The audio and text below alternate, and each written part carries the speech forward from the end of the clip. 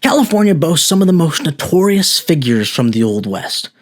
Rough and tumble men who engaged in robbery, murder, and often met their demise in either capture or on the run. However, outlaws can evolve into legends over time. Much like the renowned Joaquin Murrieta, known as the Robin Hood of the El Dorado. Some believe he was a noble bandit, fighting against injustice, while others dismiss him as a mere character from historical fiction. The question then remains, what is the truth, and what is the myth? Well, let me tell you a story. The birds are chirping, the sun shining. Today is going to be a fantastic day. For some strange reason, an enormous wave of emotion slaps Joaquin Murrieta in the face.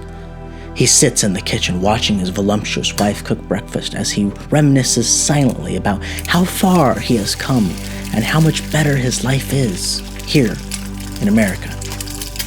The smell of eggs frying causes his eyes to close and a smile appear on his face. He goes on to think about his life before, a simple 17-year-old boy working on a ranch in Sonora, Mexico. He and his Rosita fell in love, and one day were caught by her dad picking wildflowers, and he was chased off. The two of them decided to follow his half-brother's advice and move to the great land of golden opportunity, California. Now in the present day, he is rich, he has his own gold mine, and is doing amazingly well. Joaquin pulls out his Bowie knife and chops up a zucchini that Rosita handed him after noticing his gaze upon her from behind. Once he is finished, he lays the knife on the table and walks over to Rosita and pecks her on the cheek. She smiles. And then he opens the door to welcome the unexpected guest. It appears to be a group of hillbilly-looking guys. Immediately, a man on the left spits in Joaquin's direction. Joaquin is a slow-to-anger kind of man, so he takes and politely asks what he can help them with. It turns out that they were not too happy with Mexicans mining in the area. Truth be told, Joaquin was one of the more successful miners in this area. Joaquin told him of the Treaty of Guadalupe Hidalgo and his rights, but these men didn't care for a legal lesson and chose to teach him a lesson of submission. The spitter lunged in and socked Joaquin just below the jaw. Joaquin, knowing his knife is on the table, leapt back, and to his surprise, Rosita grabbed it first. Her way of keeping her husband from becoming a murdering Mexican who would surely be hung for his crime, whether in self-defense or not. The men seized this opportunity to rail on him, turning Joaquin into a wheezing, bloodied-up mess. They turned to Rosita, who ran, but was caught and thrown onto the bed.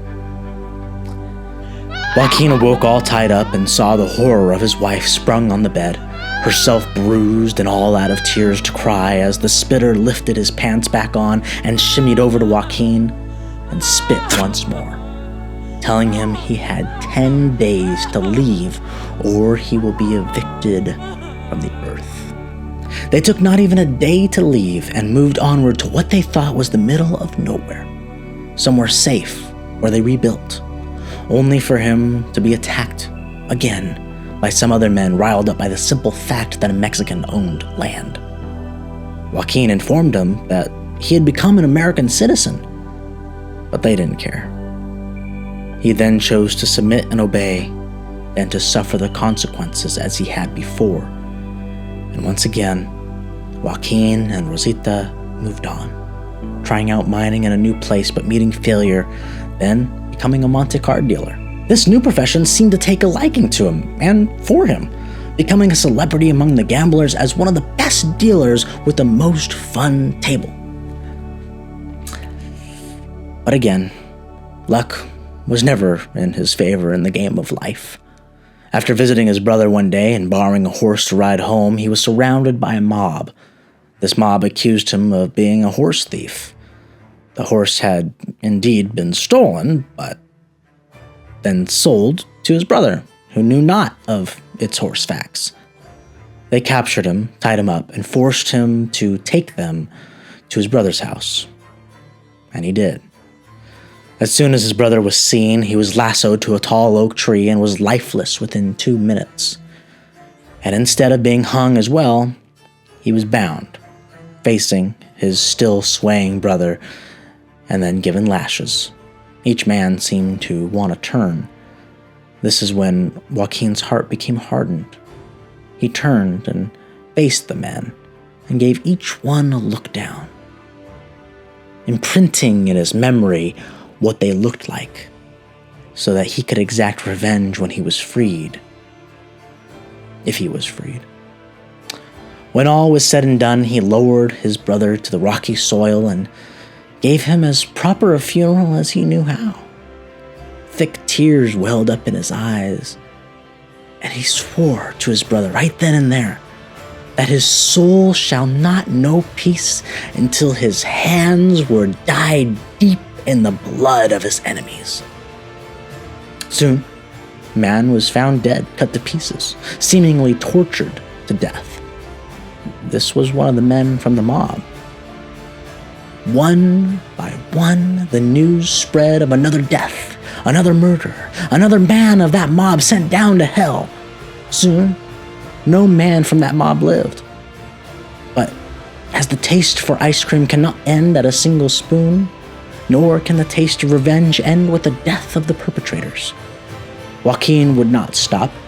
The enemy now vanquished, his cup remained half empty of the revenge he so desperately craved. Revenge now consisted of an idea, a cause, a deep-seated hatred for the Anglo invaders known as Americans. This bloodlust extended for the want for money and horses, these crimes now giving the unique title of both outlaw and bandit, and he was only 19 years old.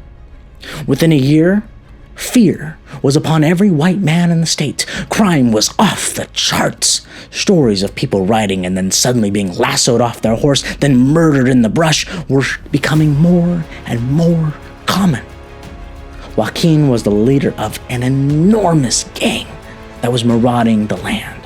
His sadistic sidekick, Three-Fingered Jack, was loyal and enjoyed doing the dirty work.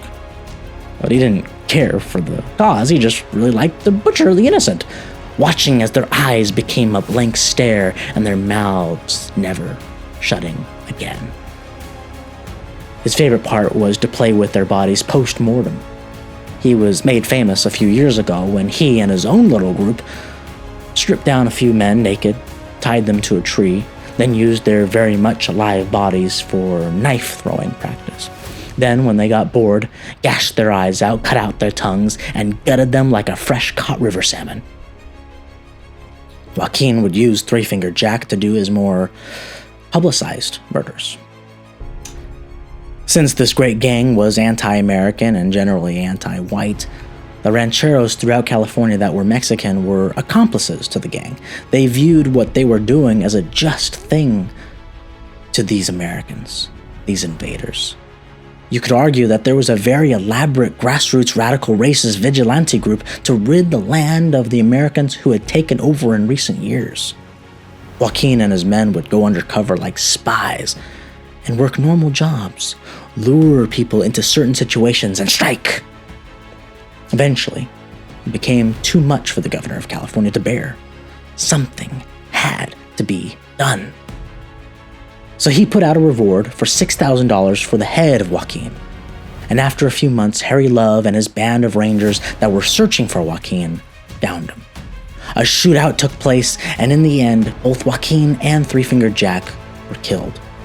Joaquin was beheaded and his head placed in an old alcohol jar. The hand of Three-Fingered Jack was severed and also put into a jar. By cutting off the head of the snake that ravaged California, Harry Love brought forth peace to the land. Joaquin's head went on to be a sideshow piece shown by one of the rangers until it found its final resting place at the museum in San Francisco. Then, in 1906, an earthquake shook the museum and Joaquin's head. The head crashed to the floor, and the ghost of Joaquin, now freed, continues to haunt whoever dare disturb him or think upon his plight.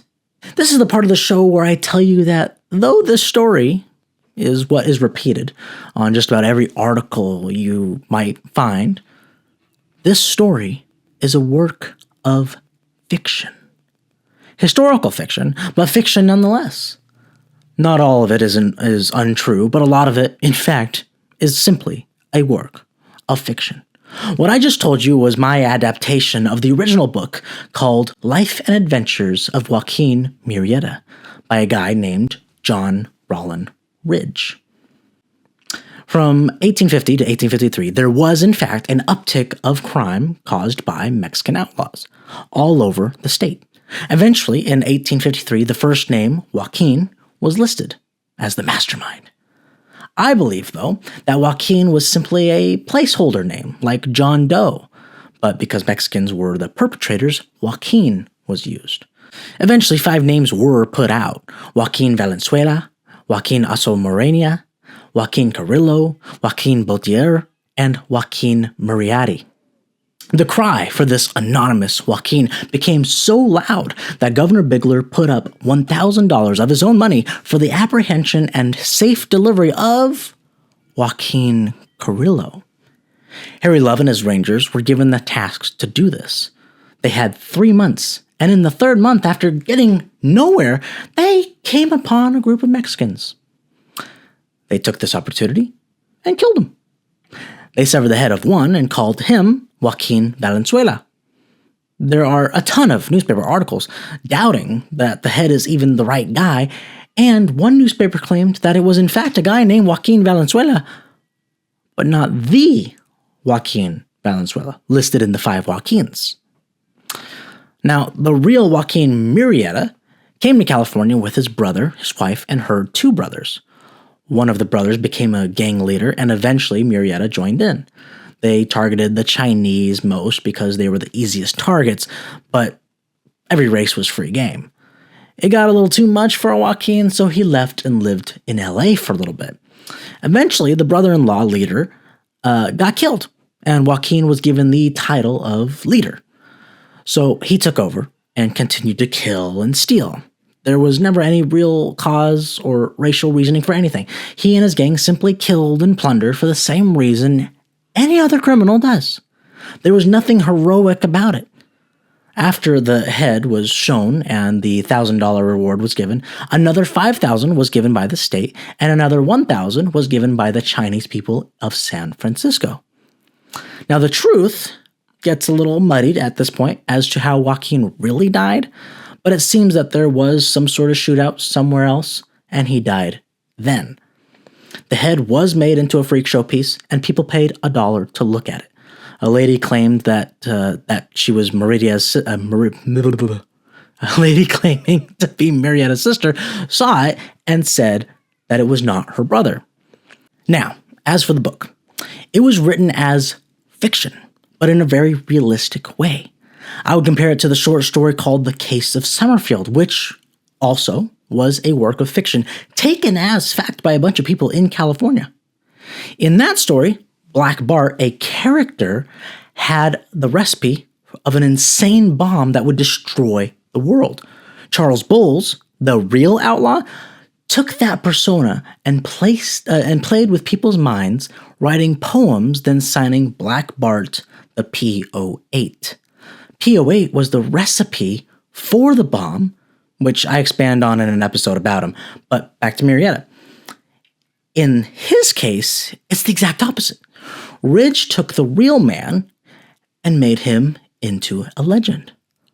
The book is written in a biographical, story-like way, and eventually was cited as a primary source of the real Murrieta by Herbert Bancroft, the historian.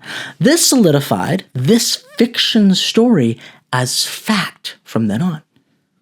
The book was plagiarized a billion times, and the storyline changed with each edition, eventually changing him from being Mexican to being Chilean, his wife's name becoming Carmela, and his revenge story becoming more idealistic, and soon he became part of the Chicano movement back in the 1960s. A play was written where he became this Robin Hood-like character, and he had the new catchphrase, "I am Joaquin, kill me if you can."